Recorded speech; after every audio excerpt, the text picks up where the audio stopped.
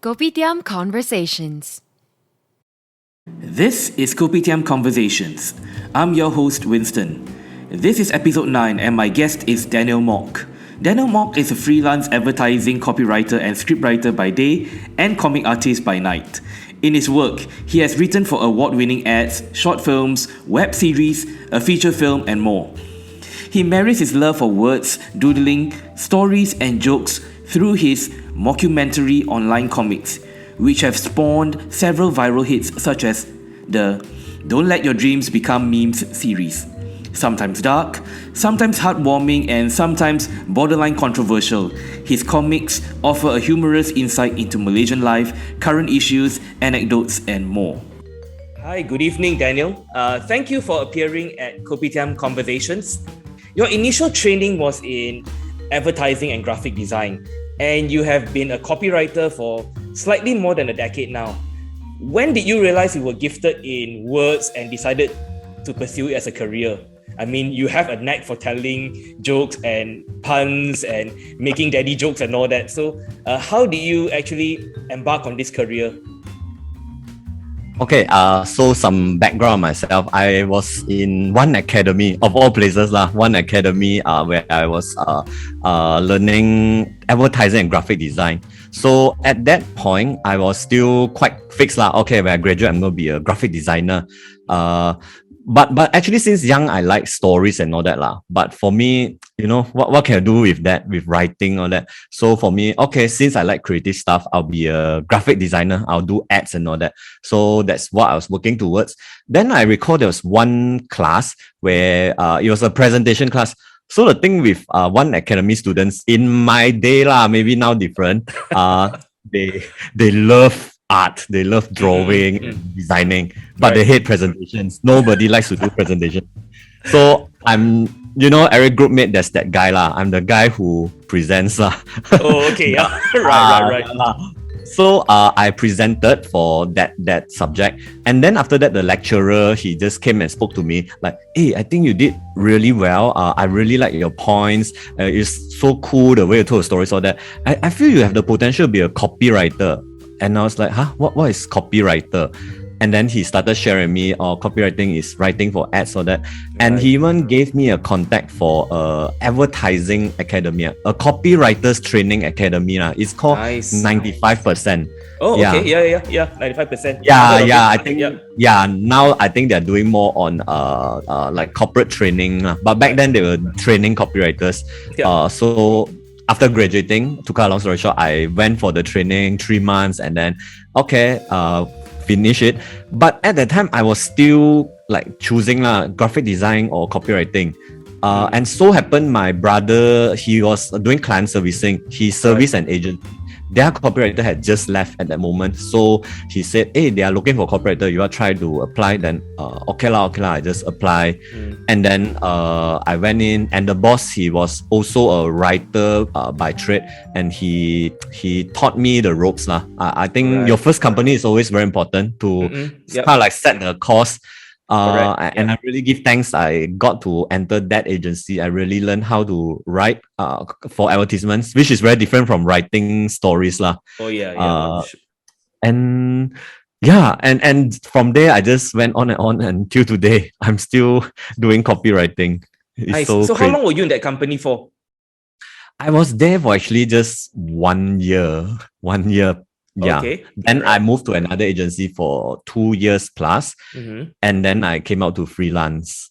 Okay, right. Yeah, nice. yeah. So after 3 years, then you were ready to freelance already.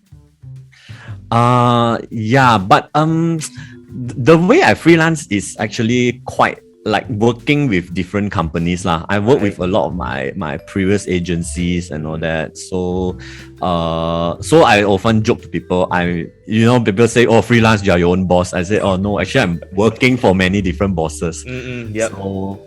So I'm very thankful for that. That throughout the course of my career, there have always been people and companies who have given me lots of opportunities and helped me to grow. Right. Okay.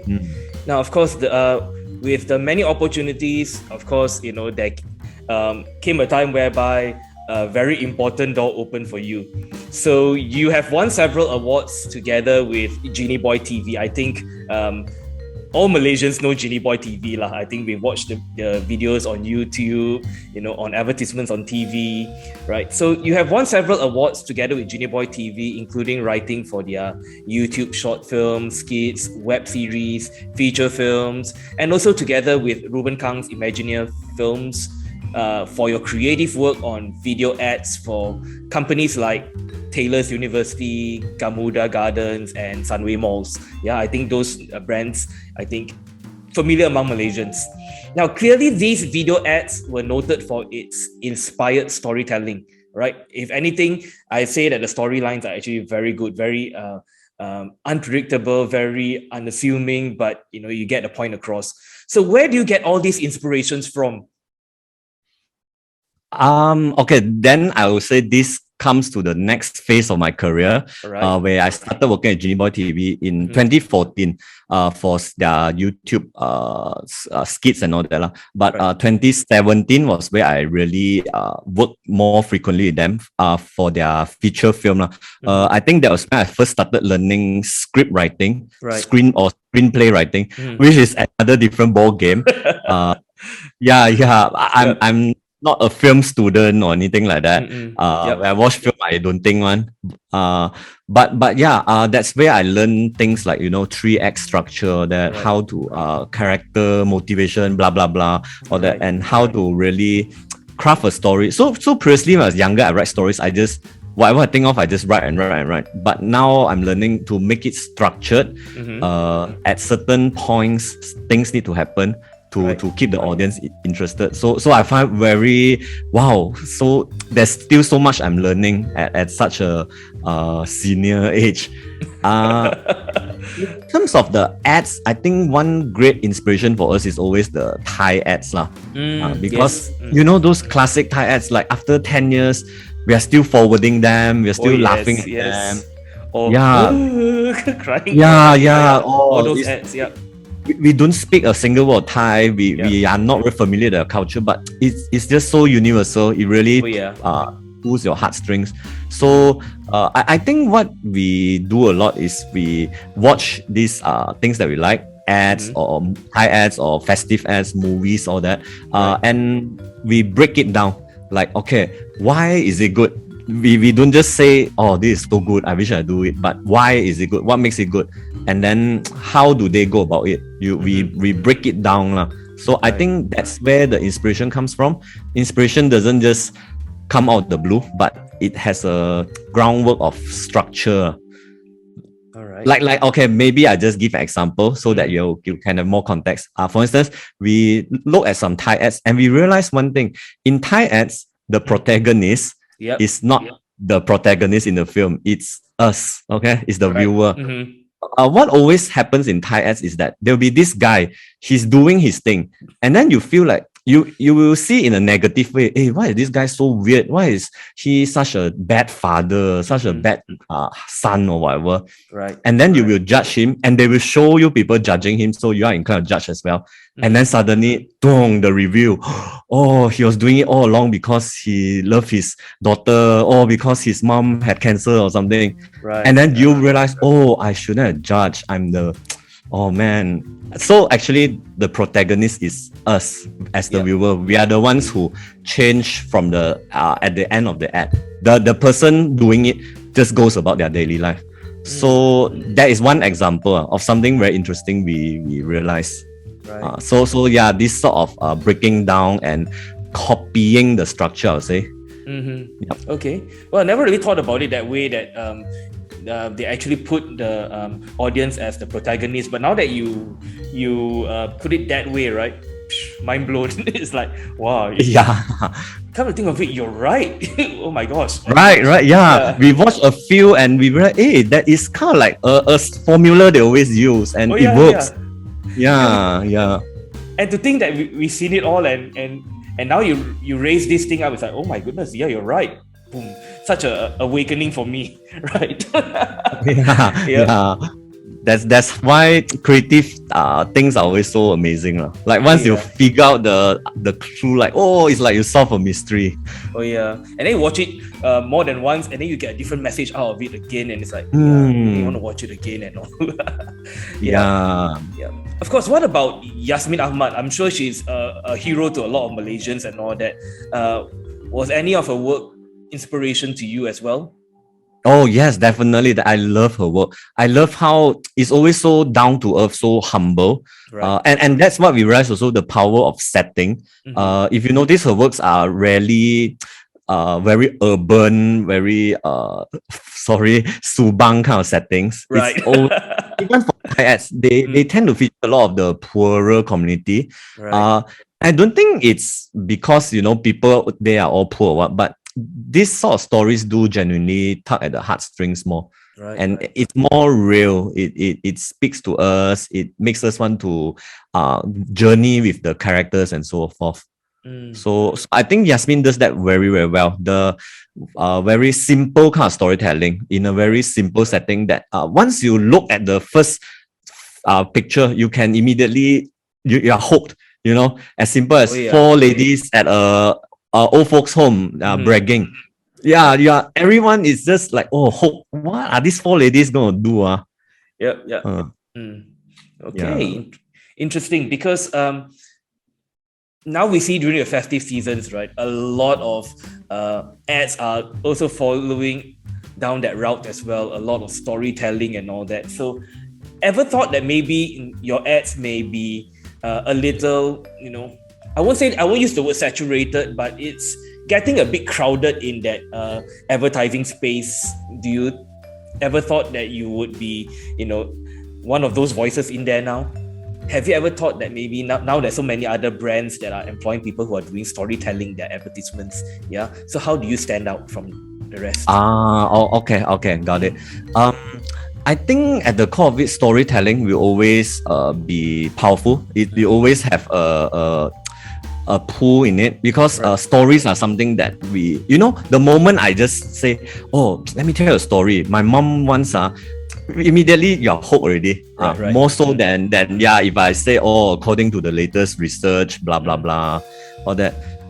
So I feel that when you use stories and you tell it well with a proper understanding of how the structure works, it is something that's definitely very powerful.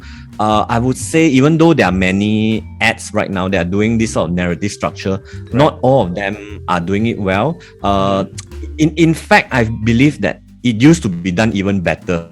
Now, sadly, a lot of the newer directors or filmmakers tend to focus more on the styling, the camera rotate here, there, very cool shots and angles. Right. But somehow the soul of it, the story is a bit more diluted lah. It's not the main focus. So they went for the stylistics and sacrificed the storytelling lah. I guess it's just a product of the times lah, where younger audience, people who grew up, they're more exposed to this sort of very stylistic kind of treatment compared to our times when we are more exposed to stories. Because our time there's no technology to shoot it stylistically, so they can only use stories. It's all about storytelling. Yep. So, in other words, it doesn't really bother you that a lot of brands are employing all these, storytelling kind of ads, because what you are coming from is what you're doing is, still a little different from the rest, because your focus is not so much on the style, but more on the story itself, right? Yes, and I believe there's always room for creative works lah. Like the more we have, then the more the whole scene will flourish, will grow. I don't think there should be a need to feel very competitive, very insecure. Oh, they are doing better than us and so on. I think the more people produce great ideas, the more exposure we get. We also learn from them, and I think that's what art scenes need lah, to have a community. To collaborate. Right. Excellent. not many people know this, but you had taken on a different track recently and started developing your own brand of Malaysian memes through your Instagram account and also your Facebook page called The Mokumentary. I think you had it running for about 2 years now, right? But more recently, I think you have what we call viral status, as we call it, your work has gone viral, and of course viewership has increased following your "Don't Let Your Dreams Become Memes." I think that was that one post that made you gone viral in that way. Yeah, and it's shared by Malaysians a lot, and even more recent ones as well are also shared a lot by even circles like my students and all that sort of thing. So they've been sharing your the Mockumentary memes and all. So was the Mockumentary an outlet for your graphic design when you were a copywriter? Okay, I guess yes and no. I still see myself as a writer who draws, not like a pure artist, because I think coming from an art college, I know how amazing, how great all these artists are, and sometimes I feel paiseh, I feel shy to call myself artist. Later the real artists come and whack me. So I would say I know my strengths and weaknesses. I don't think I'm great in really drawing. So I'll say I'm more of a writer who draws. In fact, if you notice, most of my art is, my comics are very wordplay centric. Quite a lot of puns and meme kind of styling. So I think that I started drawing because it's a easier medium to express these ideas that I have. I always joke that I draw because nobody likes to read. So if I were to write all these ideas or what, post on my FB, nobody read maybe 5 people give a like. I think drawing is easier and more acceptable to many people. So it started in 2019, I said 2 years ago, because that's when I got an iPad. Then I tried digital art and I realized that actually it's quite user friendly, especially for people who can't draw well like me. Very easy okay. So but at that time it's just drawing for fun only. It's not random. Too bad, your artwork, really. You should give more credit to yourself that your artwork actually, we can tell what is head, what is body, what is leg, what is hands. So I think that is generally quite okay already, for most people. But yeah, I understand if you don't want to call yourself an artist because got people who have higher standard and all that paiseh. So but yeah, but your message do come across. So I think well done on that. Yeah. Oh, thank you. I'm still trying to learn and improve to look at what other artists do and learn. It's I feel I'm constantly learning. There's just so much that I do not know in all areas of my life. Yeah. So you started 2 years ago, but it was only that "Don't Let Your Dreams Become Memes" and suddenly everything grew exponentially, right, for you. It felt like that was the one that gave you that breakthrough. Yeah, actually, in a way, yes. Before that, I like I said, I was drawing very at my own time, random stuff. When suddenly I driving, I thought of idea, then I just draw this. If not, then I will go for like few months without drawing anything. Cause it's all very for myself. In fact, actually, I did have a few pieces before that did go pretty viral, so to speak. Like on Facebook, it got quite a lot of shares also. But for me, it's still like, it's okay lah, it's okay. But because it was MCO, this latest MCO, or we were really stuck at home, and then Don't Let Your Dreams Become Memes got quite viral. So I thought, you know what? And then a few of my friends also kind of nudged me like, hey, why not you really draw more, do it more seriously? Then I thought, okay, maybe there is a market for this. It's something I can and nothing to lose since MCO, so much time. I decided to do it more regularly and to really try to be serious, like really grow, start a page properly and grow it. try to understand what other artists are doing, what sort of content works. So still in the process. I'll say not like fully, achieve success or what yet, but yeah, it's a learning curve still. Wow. So I noticed you actually post up quite frequently now. Do you like post every day now? I posted very frequently recently. I'll say because the political scene, there were a lot of updates, a lot of stuff going on, every day, like so many new and interesting stuff happen. A lot of raw materials for you to work with, yes. Yeah. That's the paradox of it. The more unhappy we are, the more creative we get. So yeah, I kept randomly getting ideas. Sometimes I'll be like, okay, today I'm very busy. I should focus on other stuff. Don't draw today. Suddenly idea come or some new update happen and okay lah. I just draw and then it happened. So I would say I don't really set a schedule. I must post every day or every 2 days. But as and when ideas come, and if I'm not too busy.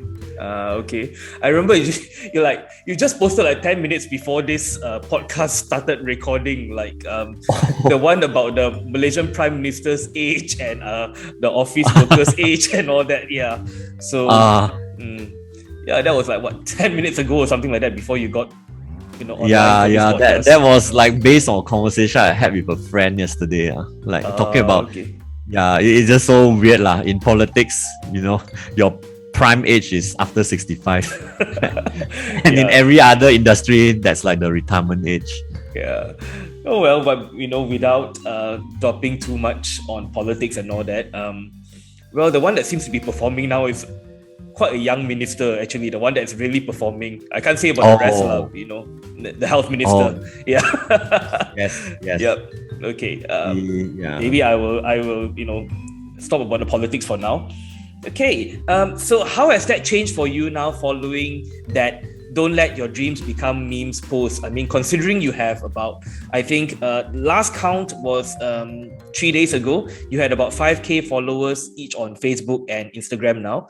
Okay, and of course, your followers do share your artwork on social media. So how has that changed for you? As in, do you feel under pressure to, keep drawing now? Or do you feel that you in a constant need to seek out new ideas, or do you find fans start stalking you now and all that? Wow, not so bad. Okay, I would be lying if I say I didn't feel any pressure. There is sometimes this, I think very human. We do feel like, oh wow, there are expectations. I need to do better than ever before. But I think there should be a balance also. To not just keep posting for the sake of posting. Right. I think that's the good thing about comics, about arts, where it's okay if you don't keep posting new stuff or whatever. But as long as it is good, there is a message to it. So quality over quantity lah. For me, the thing is, I'm actually quite a slow drawer. I realize I draw very slow. I will just take forever or just refer online. What's the best angle to draw this? Then fine tune, make it bigger, smaller, different color. So I think one thing that I'm learning is to draw faster so that I can produce more. Certain types of work take less time, certain take more. So I also plan around that. Yeah. All right. In terms of coming up ideas, that one is faster I think. That one I usually it just comes when I in bathroom, driving or whatever. So the one that takes long is the execution. Yeah. Okay. Yeah. I think that's usually the case lah. So how long does it usually take you to come up with an idea for your post?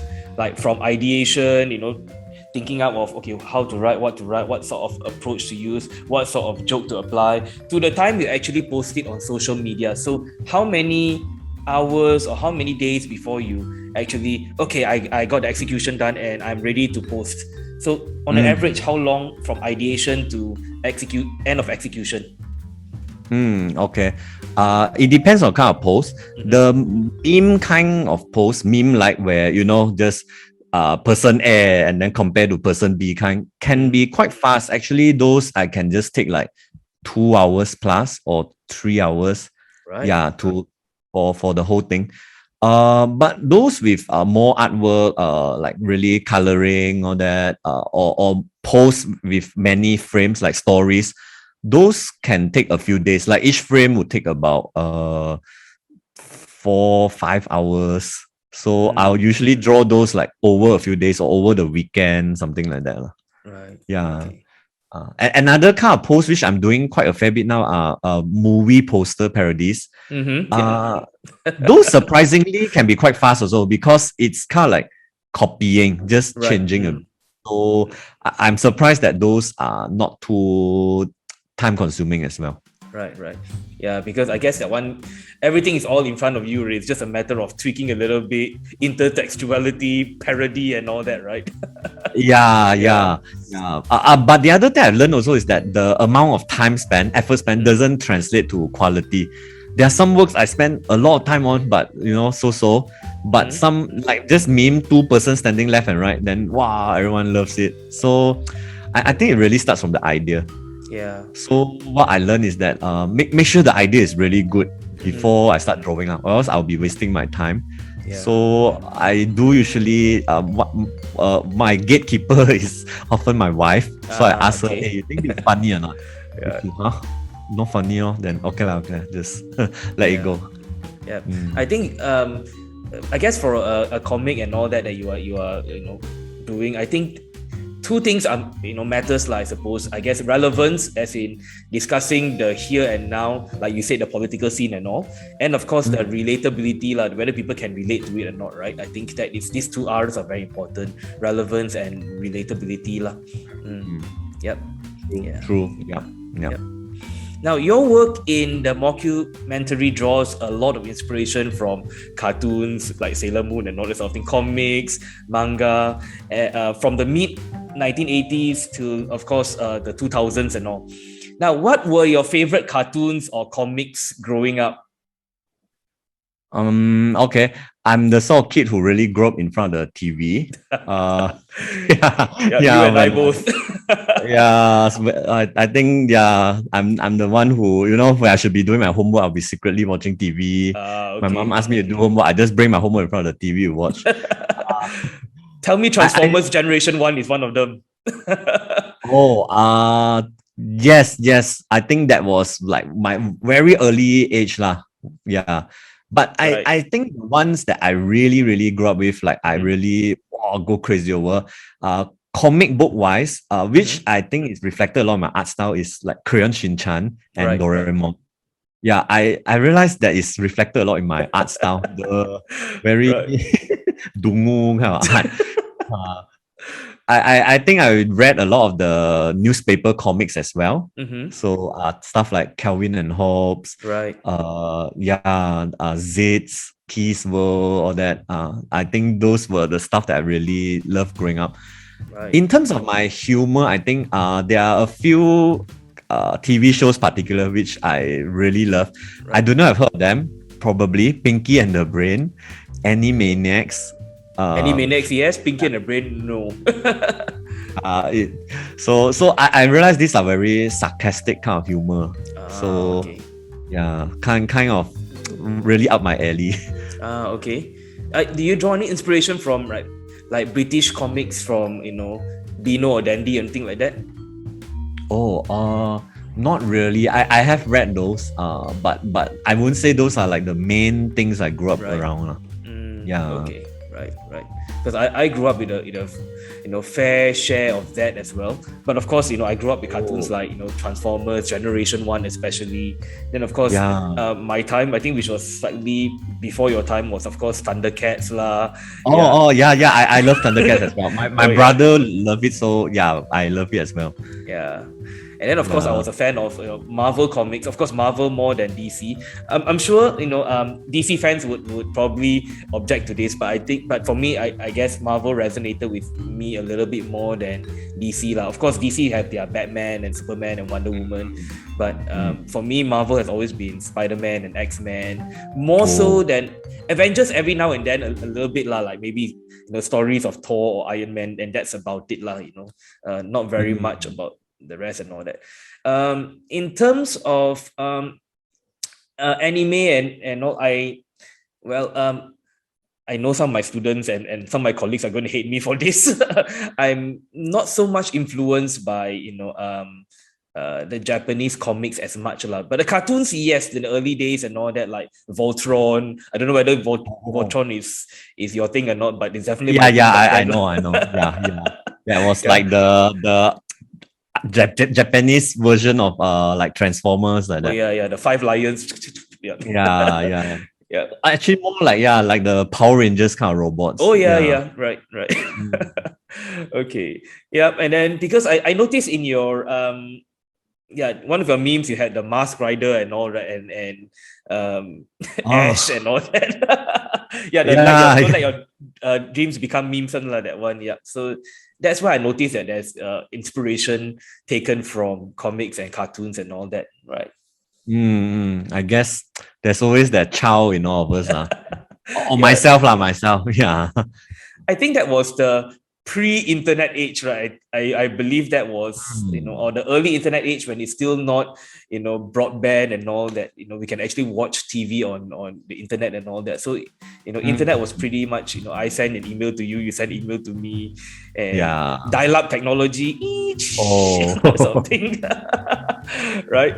So I guess what I really enjoy about those days is where everyone is watching the same show. You go to school the next day. Hey, do you watch yesterday's episode of Transformers or whatever?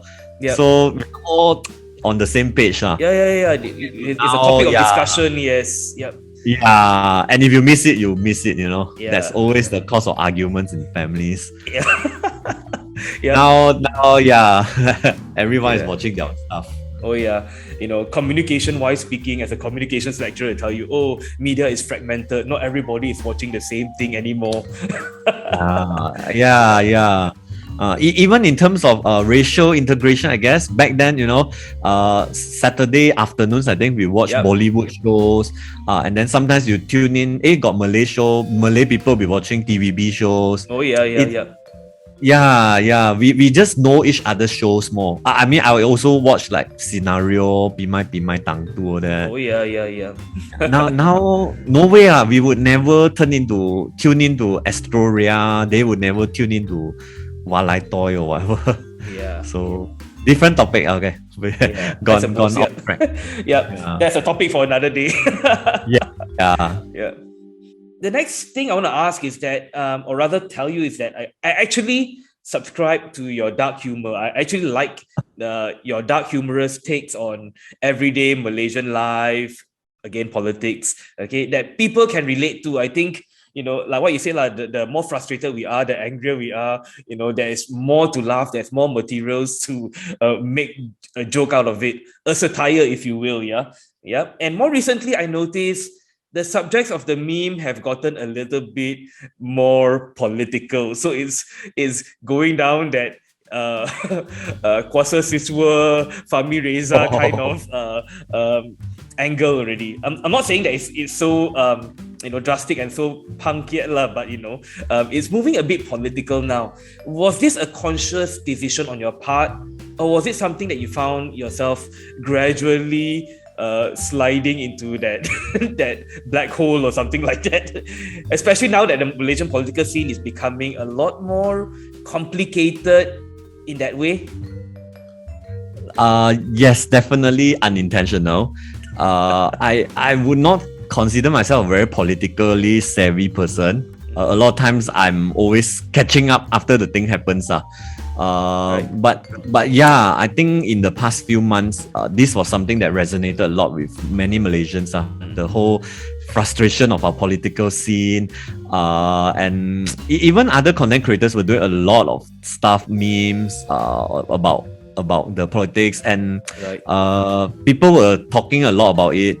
So how I usually get material for my ideas, one way I always start is to look at Twitter, what's trending. And if that thing is trending, I get a good gauge. Okay, this is what people are interested in, they're talking about. So I think those few months, like, every day or something new about the politics, about the COVID situation and all that. But I think, and thankfully, yes, slowed down a bit recently. Things are becoming more stable, I guess. I don't know. Or maybe people bored already, don't care. So, yeah, I'm looking to moving to more topics rather than just politics. We can talk about social issues and so forth. I mean, recently also we have heard a lot of very worrying kind of issues in Malaysia. Even things like mental health and so on. So I think, I will look to do more topics Right. because, like you said, politics can be quite a black hole, Not everyone will agree with you. Some things that we find funny, people might not think it's funny. So, yeah, can be scary. In fact, I personally have received messages, DMs like, hey, why are you saying all this? I'm gonna report your account. So, a bit scary when I read all this. Right. Yeah. Especially coming from, like what you said, someone who is not politically savvy, then of course, at first you probably hear all these things as empty threats. Well, we don't know whether they're empty or not. That's a worrying thing, right? I mean, they could be for real and they could be, operating on somebody's else's party, another party or something like that. So sometimes it's hard to tell because, and not everyone is out there, to have the best intentions and all that. I guess, Malaysia is still like that, unfortunately, that, sometimes things get a bit messy, things get a bit complicated. So I would see the role of my art as somewhat of a mirror to the society, like what's going on, what people are talking about. Then I'll just capture that and share it in a humorous or creative way. I without giving too much of my own take on it. Right. Yeah. So broader topics apart from just politics. Yeah. But then broader topics will be like you said, social issues and all that, and sometimes it will be quite difficult to make matters of mental health or COVID a little bit humorous because, well, that topic itself is not supposed to be humorous. So you may have a challenge there, or maybe you have to be really super creative to be able to think out of something that you can still bring hope or bring light to people who are maybe a bit upset because they've been stuck at home for too long. Mental health is affected. Lack of human interaction, or maybe COVID, especially when COVID is still it's still a raw wound as I call it because we know of someone who may have lost someone during this COVID pandemic and all that, right?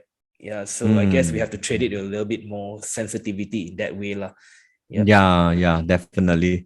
Because I see my comics as maybe some of them are funny, but some I also go towards the more storytelling or inspiring kind of direction. So like I said, certain topics we can poke fun at, or even just that relatability. Sometimes relatability is the comedy where, hey, I feel the same way. I went through that. Ha ha ha. Just like mirroring what people are feeling. But some, it will be more of a statement piece, I'll say, like something to be more inspiring or motivational. Okay. Yep. I'm still figuring things out. So let's see where things go.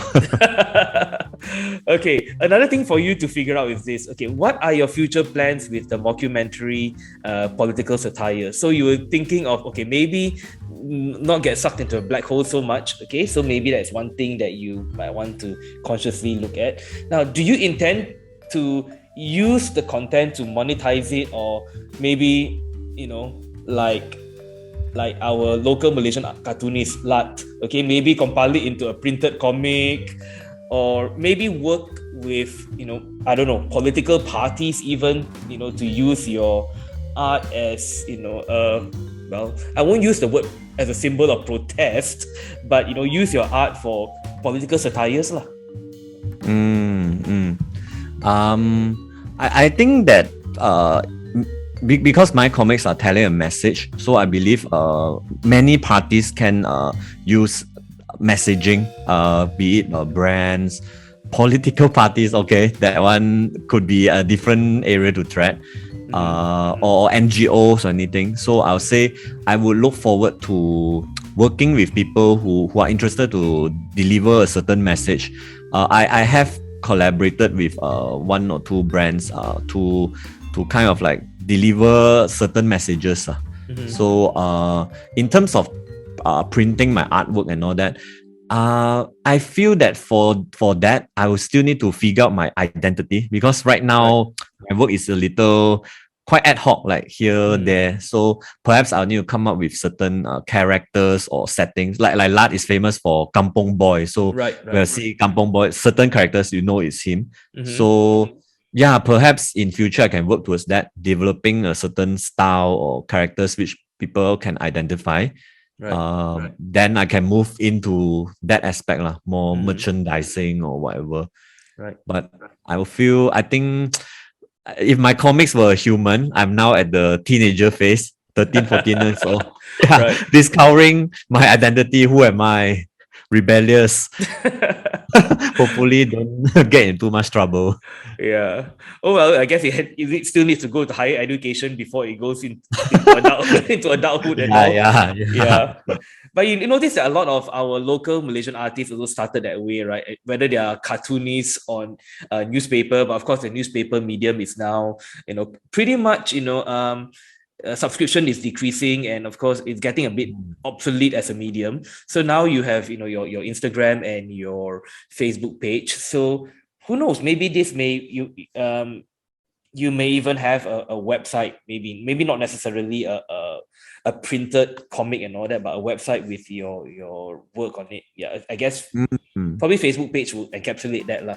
But what I'm trying to say is that a lot of our local Malaysian cartoonists also started along that lines, right? Like Lat, like Boy Chimeng. I think you're familiar with him, right? The one that I really look up to also recently is Ernest, the COVID ball, that. So I've also seen how he's been doing it for a long time, but I think he really got his breakthrough with COVID ball, and he has sold I think 3-4 volumes of his books, and other books as well. So very inspiring. Right. So where to next for Mockumentary? Immediate future. I think the most immediate plans would be to find my identity, and also to grow my pages lah. Okay. Grow it in a way where people know like, okay, what you stand for, what are you trying to say, who are you, why you matter, who are you and why you. I think these are the key things. Okay. Now, what advice would you give someone who is interested in, drawing their own comics or putting their own artwork on social media? What advice would you give these budding artists? I would say, okay, same with any creative endeavor.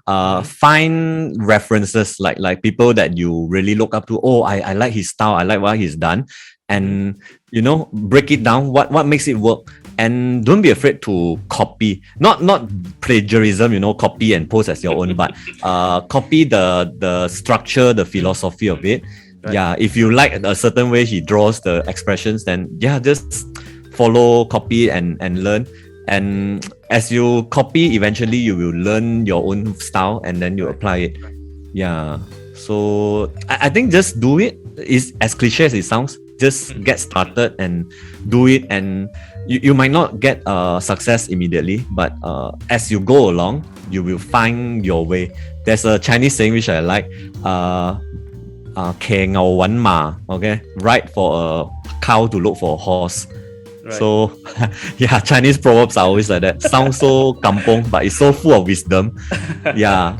So just start with a horse, a cow, and then as you ride the cow, you don't know go where, go here, go there. You suddenly become a horse. Yeah. And if it doesn't become a horse, well, at least you you had a good ride. Okay. Yeah. Well, I'm not Cantonese, so I wouldn't know that Chinese peribahasa and all that. So, but that is a new one to me. I guess for those who are familiar with Cantonese, they probably would know this. But yeah, that is very enlightening for me. Yeah, that is one Zen Confucius moment. I know, right? I sit here interviewing you and talking about your comics, your creative artwork, and I'm getting my mind blown a couple of times during this session. So wow, you can find wisdom and knowledge in the most unexpected places. Not to say that comics are a dumb thing or not, and all that, because it is definitely not.